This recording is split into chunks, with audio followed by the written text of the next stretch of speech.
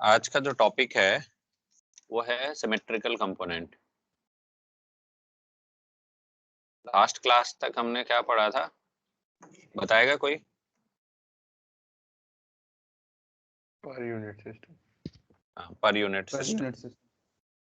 Per unit system में हमने पढ़ा जो है ना, चेंज ऑफ बेस और उस पर बेस्ड कुछ न्यूमेरिकल। तो अब जो सिमेट्रिकल कंपोनेंट पढ़ना है, तो सबसे पहले तो एक चीज बताइए कि कोई पावर सिस्टम जो है ना कब होगा सिमेट्रिकल। या अगर हम जो है ना एक जनरली हम कौन सा सिस्टम लेते हैं, थ्री फेज सिस्टम लेते हैं।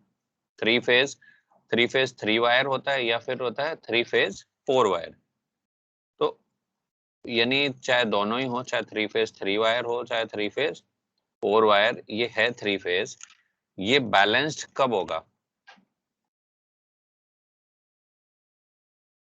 जब तक सोर्स और लोड सबका मैग्नीट्यूड बराबर हो और उनके बीच का एंगल 120। सोर्स और लोड बराबर हो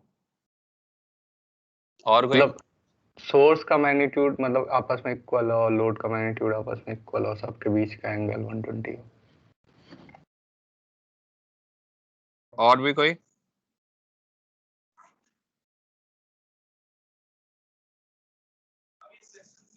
और कोई बता सकता है?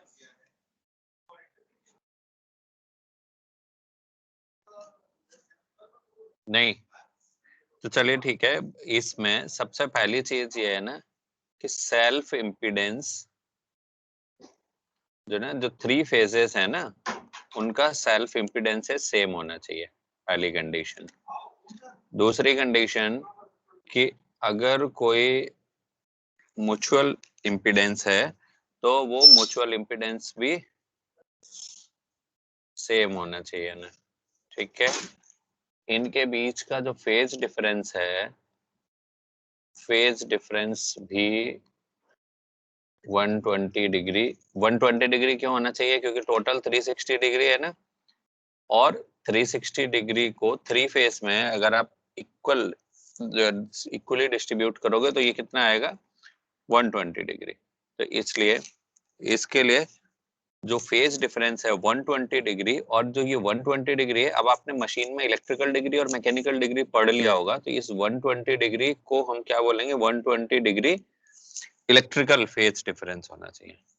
ठीक है, अब ये जो बैलेंस्ड सिस्टम है, जब 3 फेज सिस्टम जो बैलेंस्ड है, जिसके सेल्फ इम्पीडेंसेस सेम है, म्यूचुअल इम्पीडेंसेस सेम है, और इसके बाद इसमें 20 डिग्री इलेक्ट्रिकल का, तो इसकी वजह से जो फेज वोल्टेज हैं, या ये कहें कि these 3 parameters will result in balanced voltage और करंट।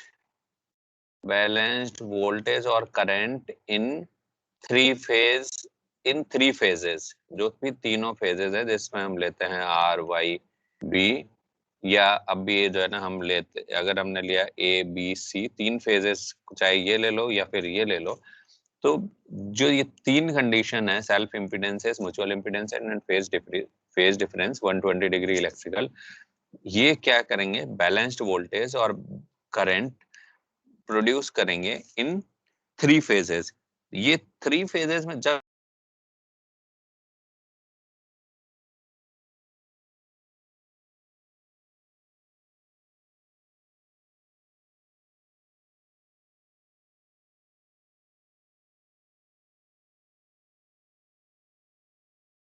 कनेक्टिविटी चली गई थी बेटा, हेलो, यस सर। नेट शायद चला गया होगा। तो इनका जो 3 फेज सिस्टम, जो बैलेंस्ड 3 फेज सिस्टम है, इसका जो एनालिसिस करते हैं वो पर फेज बेसिस पर। पर फेज बेसिस पर एनालिसिस करने का मतलब ये है कि 3 फेजेस सिस्टम है, हमने एनालिसिस किया, analysis will be done on single phase, analysis will be for single phase, और हम ये मान लेंगे अदर जो 2 फेजेस हैं उनमें भी क्या होगा, सेम। तो इसकी वजह से बेनिफिट क्या होगा कि जो कैलकुलेशन टाइम है, कैलकुलेशन टाइम विल रिड्यूस। ये है बैलेंस्ड 3 फेज सिस्टम का। अब मान लीजिए जो फॉल्ट होती है जब 3 फेज सिस्टम में, तो फॉल्ट को हम जनरली जो है ना 2 तरीके में क्लासिफाई करते हैं, एक सिमेट्रिकल फॉल्ट और एक unsymmetrical fault. Symmetrical and unsymmetrical.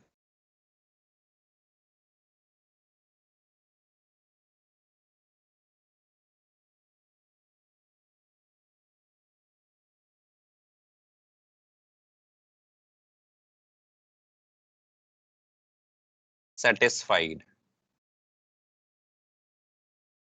Balance condition कौन सी थी या सिमेट्री कंडीशन कौन सी थी? कौन कौन सी थी सिमेट्री की कंडीशन? इसको जिसको हम बैलेंस कह रहे हैं, बैलेंस कहने की बजाय या फिर कह लो सिमेट्रिक कंडीशन। सिमेट्रिक की जो कंडीशन है, it will not be satisfied. कौन कौन सी कंडीशंस थी?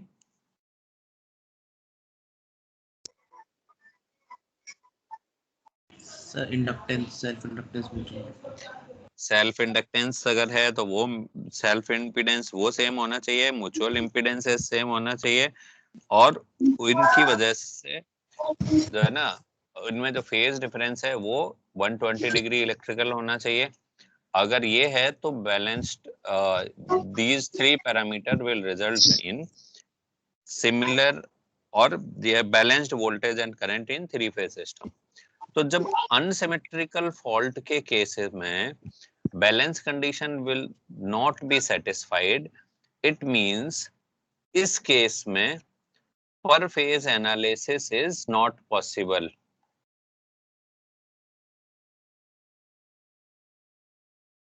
जो पर फेज एनालिसिस जो हम सिमेट्रिकल के केस में कर लेते थे, जब जो सिस्टम है वो सिमेट्रिकल है, उस केस में जो पर फेज एनालिसिस कर लिया हमने, वो पॉसिबल नहीं है किस केस में?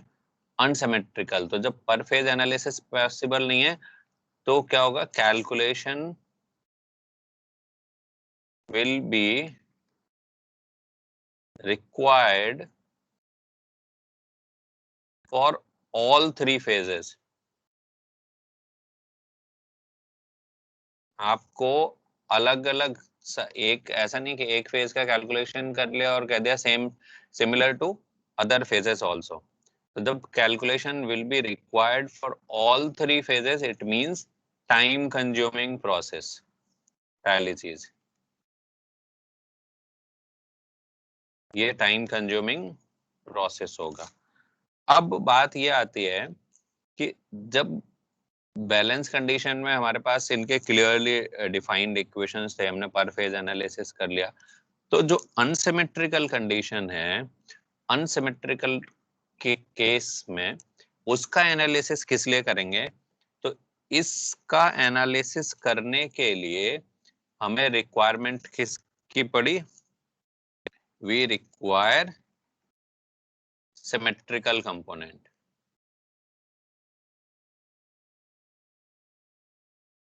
तो अभी ये पूरा मतलब समझ में आया ना कि हमें सिमेट्रिकल कंपोनेंट की रिक्वायरमेंट किस लिए पड़ी? जिसको अभी हम आगे पढ़ने जा रहे हैं सिमेट्रिकल कंपोनेंट्स, उनकी रिक्वायरमेंट किस लिए पड़ी? We require symmetrical components to solve unsymmetrical power system. जब अनसिमेट्रिकल कंडीशन होगी, फॉल्ट कुछ ऐसी आएगी जहां पर जो है ना अनसिमेट्रिकल फॉल्ट है, उसको सॉल्व करने के लिए हमें सिमेट्रिकल कंपोनेंट्स की रिक्वायरमेंट होगी। अब जो है ना इसके बाद यहां तक पॉइंट क्लियर है सभी को? Yes sir. अब बात ये आती है कि ये सिमेट्रिकल कंपोनेंट्स है क्या चीज। तो इसके लिए एक पहले थ्योरम देखो, ये फोर्टेस्क्यू एक साइंटिस्ट थे, फोर्टेस्क्यू थ्योरम। इन्होंने क्या कहा था कि कोई भी एन फेज जो है ना, एन फेजर है अनबैलेंस्ड, इसको जो अनसिमेट्रिकल है ना, इसको आप अनबैलेंस्ड भी कह सकते हो, बैलेंस्ड एंड अनबैलेंस्ड। तो जो अनबैलेंस्ड पावर सिस्टम है उसको सॉल्व करने के लिए हमें सिमेट्रिकल कंपोनेंट की रिक्वायरमेंट पड़ी। तो अकॉर्डिंग टू फोर्टेस्क्यू, इन्होंने दी थी ये अपनी थ्योरम दी थी 1918 में। इनके according any N phase system, N phase system can be resolved, इसको आप तोड़ सकते हो किस किस में, इनटू जो है ना n-1, ये ध्यान देना n-1 बैलेंस्ड। देखो एनी एन फेज अनबैलेंस्ड लिख लो पहले यहाँ, अनबैलेंस्ड, क्योंकि हम अनबैलेंस्ड की बात कर रहे हैं। Any N phase unbalanced system can be resolved into n-1 balanced N phase system.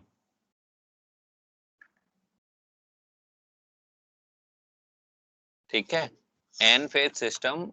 और जो जब ये एन फेज सिस्टम है तो इसमें फेज सीक्वेंस क्या होगा, विद डिफरेंट फेज सीक्वेंस।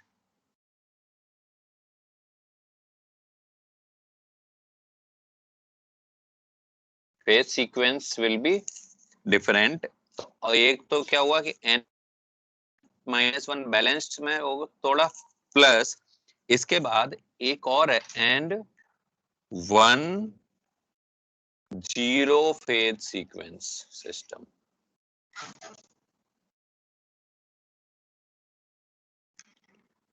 अब हम लेते हैं, जब हमने थ्री फेज सिस्टम लिया है तो थ्री फेज सिस्टम के केस में क्या होगा, एन फेज सिस्टम, सिस्टम कैसा होगा, three phase system. Three phase system को जब हम ब्रेक कर रहे हैं तो किस किस में तोड़ा जा सकता है, this system can be resolved into n-1 balanced. तो n-1 कौन सा होगा, two systems, two balanced systems. ठीक है, और इसके बाद और कौन सा, एंड एन फेज, ये two balanced N phase system, तो two balanced three phase system. और किसमें दो, एक और कौन सा जिसमें तोड़ोगे, with different phase sequence, phase sequence पे अभी हम बात कर लेंगे, and 1 zero phase sequence system. तो 1 जीरो फेज सीक्वेंस सिस्टम है, तो 1 जीरो फेज सीक्वेंस सिस्टम।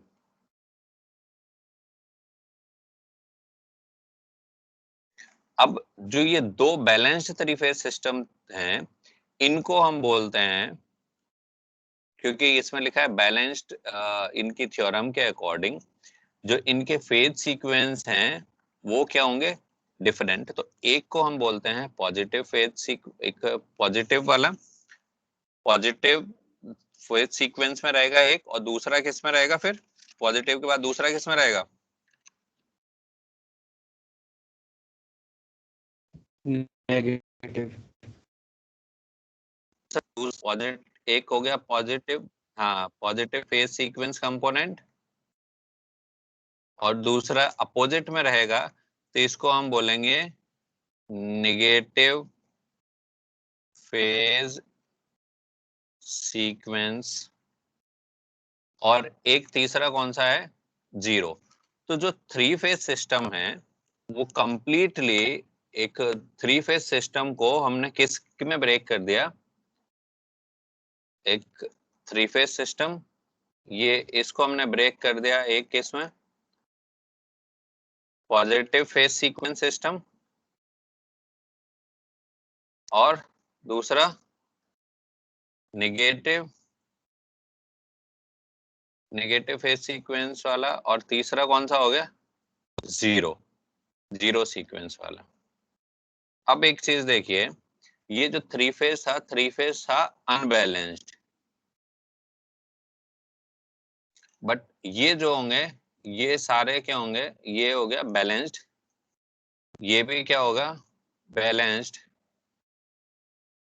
और ये इसमें जो है ना जीरो सीक्वेंस है, यानी इसमें फेज डिफरेंस कुछ भी नहीं रहेगा। क्लास छोड़ के बैठ फेज डिफरेंस नहीं रहेगा, मैग्नीट्यूड सेम रहेगा। So three phase unbalanced system, जब हम इसका एनालिसिस करेंगे तो इसको हम तीन पार्ट में ब्रेक कर देंगे। एक पॉजिटिव फेज सीक्वेंस या पॉजिटिव सीक्वेंस कंपोनेंट, एक negative sequence component and zero sequence component. अब इसके लिए चाहे अब जब हम ब्रेक करेंगे तो पॉजिटिव जो सीक्वेंस कंपोनेंट है, जो पॉजिटिव, ये क्या होगा? ये इसमें होंगे थ्री फेजर्स, जो तीनों फेजर्स हैं विद इक्वल मैग्नीट्यूड। अभी इसको हम और आगे डिस्कशन कर लेंगे कि equal magnitude with 120 degree phase difference. ठीक है, अब इनको 120 डिग्री फेज डिफरेंस है, बट इनका जो सीक्वेंस है, सीक्वेंस रहेगा पॉजिटिव। अब ये बताओ, ये पॉजिटिव एंड नेगेटिव सीक्वेंस का क्या मतलब होता है, या फेज सीक्वेंस का क्या मतलब है?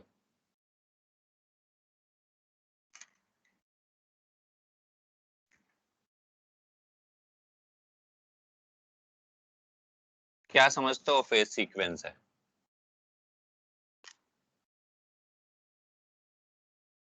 हम्म, अगर मान लीजिए सर जिस ए, और RY रखे जाए, क्या सर जिस सीक्वेंस में RYB फेज रखे जाए, आ, रखे जाएं, इसको थोड़ा सा टेक्निकल टर्म में बताइए ना। जो फेज पहले मैक्सिमम अटेन करेगा। हाँ, जो फेज सीक्वेंस है, फेज सीक्वेंस का मतलब जो कौन सा सीक्वेंस ऑफ अटेनिंग मैक्सिमम और मिनिमम, चाहे तो मैक्सिमम पहले कर ले या फिर मिनिमम पहले कर ले। ठीक है, तो अगर ए बी सी है फेज सीक्वेंस, या हम कहें कि ए बी सी फेजेस हैं, तो ए सबसे पहले पॉजिटिव अटेन करेगा, उसके बाद बी और उसके बाद सी। तो अगर हमने ए बी सी फेजेस लिए हुए हैं, तो इनमें जो है ना, जो three phase are equal magnitude with 120 degree phase difference, और पॉजिटिव सीक्वेंस की बात करते हैं, तो जो फेजेस आएंगी वो किस सीक्वेंस में आएंगी? ए बी एंड सी में। ठीक है,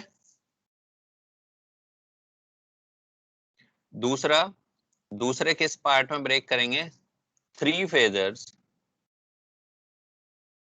equal magnitude with 120 degree phase, but sequence क्या होगा? नेगेटिव। अगर सीक्वेंस नेगेटिव होगा तो यानी सीक्वेंस किस फॉर्मेट में आएगा? ए सी और बी। ठीक है,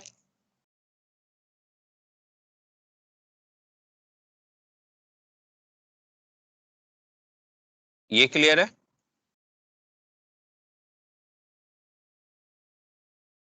ए सी बी और ए बी सी का मतलब ये है कि अगर यहाँ पर वी ए है, ये वी बी है, और ये वी सी है, तो इसको हम कह लेंगे पॉजिटिव। अभी मैं फेजर के थ्रू से बताता हूँ, अच्छा फेजर के हेल्प से। थर्ड क्या होगा? इसको जो थर्ड पार्ट जिसमें हम ब्रेक करेंगे वो होगा ये सेट ऑफ थ्री फेजर्स। ये जो सेट ऑफ थ्री फेजर्स हैं इनका मैग्नीट्यूड जो है ना वो क्या होगा, मैग्नीट्यूड होगा इक्वल, और जो इनका फेज डिफरेंस है फेज डिफरेंस होगा 0, 0 फेज डिफरेंस होगा। और इसको हम बोलेंगे ये पॉजिटिव सीक्वेंस हो गया, ये नेगेटिव सीक्वेंस, और इसको बोलेंगे जीरो सीक्वेंस। अब देखो कि आपने मान लीजिए ये V, अगर हम बैलेंस सिस्टम की बात करेंगे तो बैलेंस के केस में तो क्या रहेगा, VA VB और VC, ये इनके बीच का जो फेज डिफरेंस है वो होगा 120 डिग्री तीनों में, और VA will be equal to VB, this will be equal to VC, किसके लिए, फॉर बैलेंस्ड सिस्टम। बट अगर अनबैलेंस की बात करेंगे तो न तो फेज डिफरेंस 120 डिग्री होगा,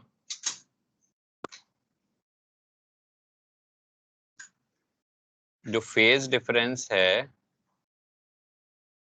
this is not equal to 120 degree, और दूसरी चीज जरूरी नहीं है कि VA और VB और VC ये तीनों जो है ना इनका जो मैग्नीट्यूड है वो मैग्नीट्यूड भी अनइक्वल हो सकता है।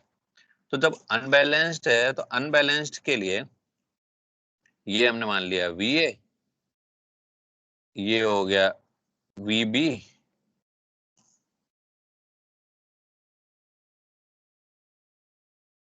यहाँ कहीं ये VB हो गया, और ये हो गया VC।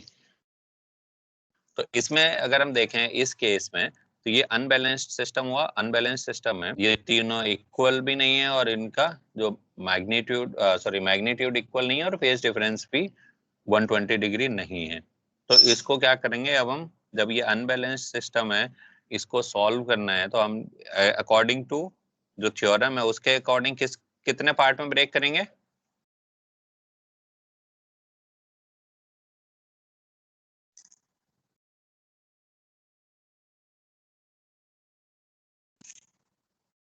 बताइए जरा कितने पार्ट में ब्रेक करेंगे इसे। सर वो सीक्वेंस में जो पॉजिटिव नेगेटिव एंड जीरो। हाँ, थ्री थ्री है ना, पॉजिटिव नेगेटिव और जीरो। तो एक हो गया हमारा VA, दूसरा हो गया VB और तीसरा हो गया VC। तो ये 120 degree, good morning sir, 120 degree और एक ये 120 डिग्री। ये इसको हमने कहा ये कौन सा हो गया, पॉजिटिव। और अगर हम नेगेटिव की बात करेंगे तो नेगेटिव के केस में VA, ठीक है, ये VB की जगह अब फेज सीक्वेंस, क्योंकि इसमें क्या था मैग्नीट्यूड सेम रहेगा बट फेज सीक्वेंस उल्टा। जब फेज सीक्वेंस उल्टा है तो यहाँ पर इसकी जगह क्या आएगा, ये पहले क्या था VB, तो यहाँ क्या आएगा VC, और यहाँ क्या हो जाएगा VB। एंगल कितना रहेगा इनके बीच में, 120। एंगल सभी में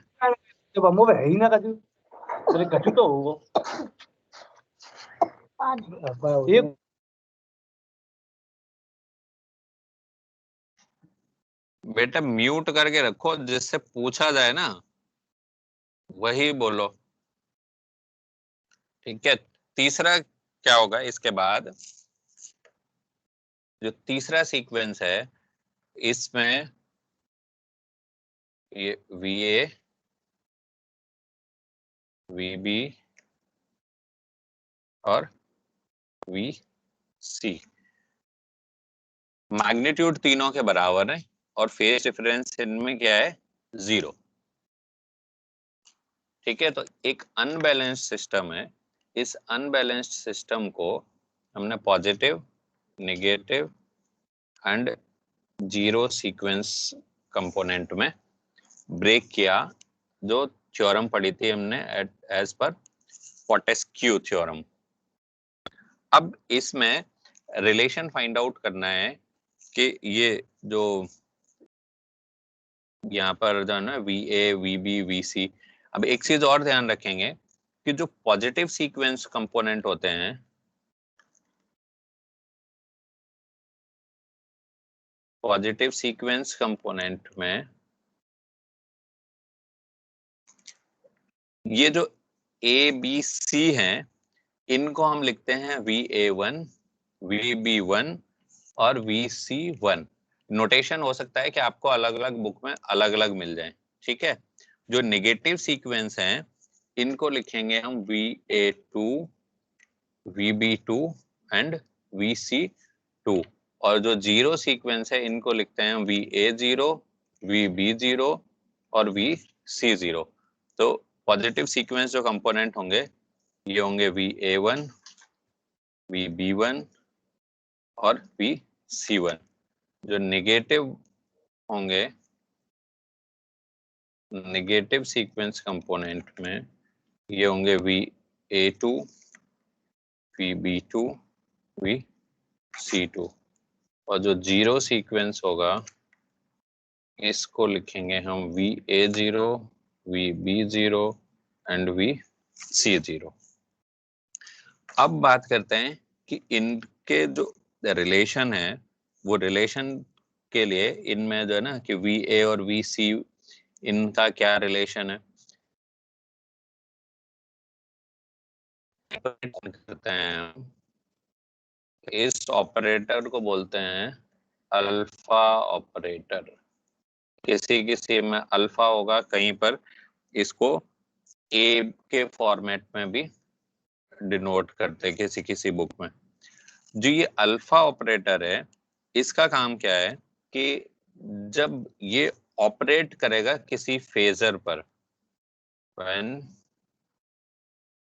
ये इसको हम किसी फेजर से मल्टीप्लाई करेंगे, इसको किसी दूसरी फेजर में मल्टीप्लाई किया, तब ये क्या करेगा, रोटेट कर देता है उस फेजर को +120 डिग्री से विदाउट चेंजिंग द मैग्नीट्यूड।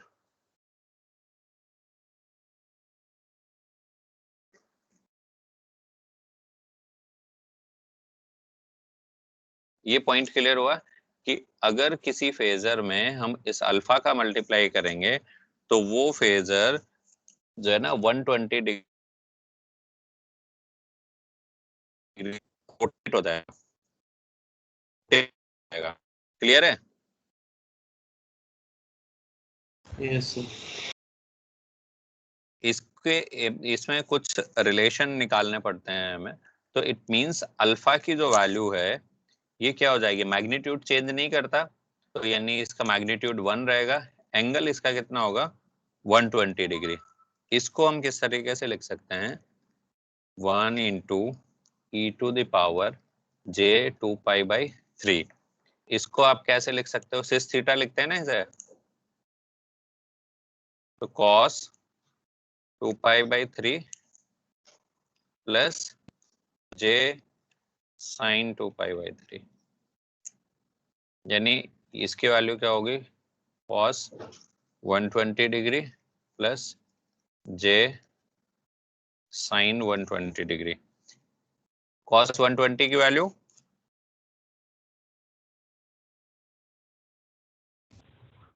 -√3/2 1/2 होता है ना, -1/2 -0.5 प्लस साइन 120 की वैल्यू होगी वो जो आप बोल रहे हो, तो इसको हम लिखते हैं √3/2। हाँ, तो ये j 0.866।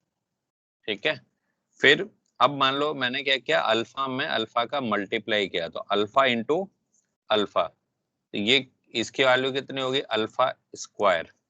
ठीक, और यानी इसको क्या करेगा, ये 120 डिग्री फेज डिफरेंस है तो मैग्नीट्यूड तो 1 ही रहेगा, तो ये क्या हो जाएगा 1 एंगल 240 डिग्री, क्योंकि अल्फा का काम क्या है, किसी भी फेजर को 120 डिग्री से रोटेट कर देना। तो ये क्या हो जाएगा 1 एंगल 240। इसको हम किस तरीके से लिखेंगे, 1 into E to the power j 4π/3। इसको आप क्या लिख सकते हो, e to the power minus j 2π/3। फिर इसको सिस थीटा सॉल्व करो तो cos minus 2π/3 plus j sin minus 2/3। इसको अगर सॉल्व करोगे इसकी वैल्यू क्या आएगी, -0.5 माइनस j 0.866। अब क्या किया, इसके बाद मैंने एक बार और इसमें अल्फा का मल्टीप्लाई किया, तो alpha into alpha into alpha, तो यानी इसकी वैल्यू क्या होगी अल्फा क्यूब। फेजर के टर्म्स में देखेंगे तो ये क्या हो जाएगा 1 इंटू कितनी वैल्यू होगी इसकी, यहाँ 240 था तो अब कितना हो जाएगा, कितना हो जाएगा 1 इंटू 360, तो यानी 1 into E to the power j into 2π। इसकी वैल्यू कितनी आएगी, cos 2π और प्लस j sin 2π। इसकी वैल्यू क्या आ जाएगी 1। तो यहाँ पर ये देखो एक अल्फा स्क्वायर, एक अल्फा क्यूब, तो एक रिलेशन तो ये याद रखो कि alpha cube is equal to क्या होता है 1। अब फिर से अगर इसमें आपने क्या किया, अल्फा एक बार और अगर हम मल्टीप्लाई करते हैं तो alpha into alpha into alpha into alpha, तो इसकी वैल्यू क्या हो जाएगी अल्फा टू द पावर 4। अब इसे आपको सॉल्व करना है, तो यहाँ देखो ये कितना था 360 है, 360 के बाद अब इसकी वैल्यू कितनी होगी 1 एंगल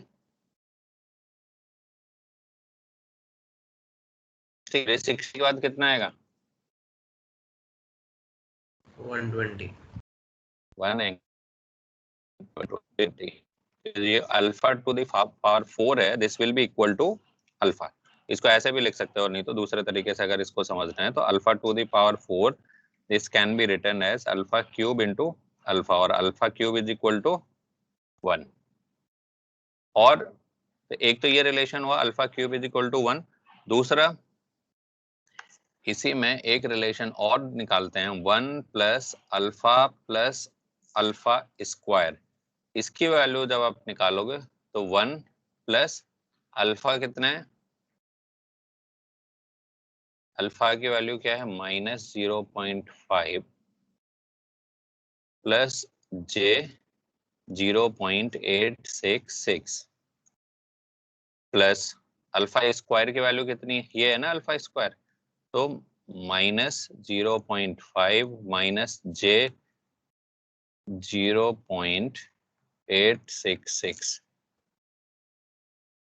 अब देखो ये प्लस है ये माइनस है तो ये कैंसिल हो गया, this will be equal to 1 plus ये कितना है -0.5, ये भी क्या है -1 plus -1, so this will be equal to 0।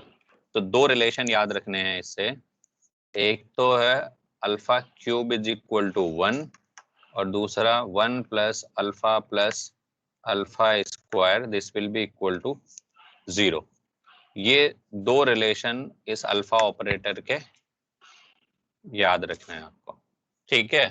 तो अभी हमने इस पूरे जो है ना जो आज की जो क्लास हुई उसमें क्या पढ़ा कि सबसे पहले नीड क्या थी हमें सिमेट्रिकल कंपोनेंट की, फिर नीड के बाद हमने एक अनबैलेंस्ड सिस्टम को तीन जो ना 3 फेज सिस्टम था, तो फोर्टेस्क्यू थ्योरम के हिसाब से 3 फेज सिस्टम को एक पॉजिटिव एक नेगेटिव और एक जीरो सीक्वेंस कंपोनेंट में ब्रेक किया, और उसके बाद जब इनके एनालिसिस करने के लिए एक अल्फा ऑपरेटर की रिक्वायरमेंट होती है वो अल्फा ऑपरेटर किस तरीके से फेजर को 120 डिग्री से रोटेट करता है उसके बारे में पढ़ लिया, और अल्फा के अलग अलग पावर के क्या क्या रिलेशन है, कि जैसे अल्फा में अगर अल्फा का मल्टीप्लाई किया तो क्या आएगा। तो इससे हमने कंक्लूड किया है कि alpha cube is equal to 1 होता है और 1 plus alpha square is equal to 0 होता है। ठीक है, इसके आगे का फिर हम पढ़ेंगे नेक्स्ट क्लास में।